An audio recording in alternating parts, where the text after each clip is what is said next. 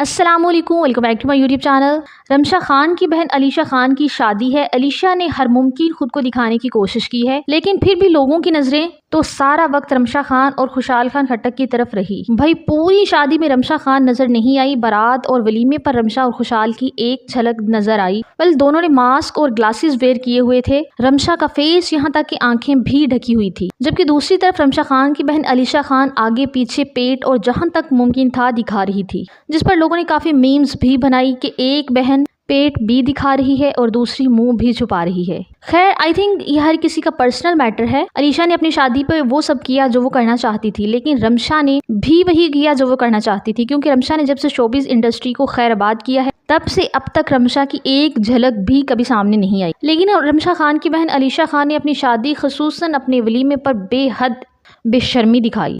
Dressing, हरकतें, each and everything. Well आपको रमशा खान का ये फैसला कैसा लगा कमेंट सेक्शन में लाजमी बताइएगा, और जो रमशा के फ़ैन हैं वो कितना रमशा को मिस करते हैं बता के जाइएगा। तो मिलते हैं किसी और ऐसी ही मज़ेदार सी वीडियो के साथ, तब तक के लिए बाय बाय।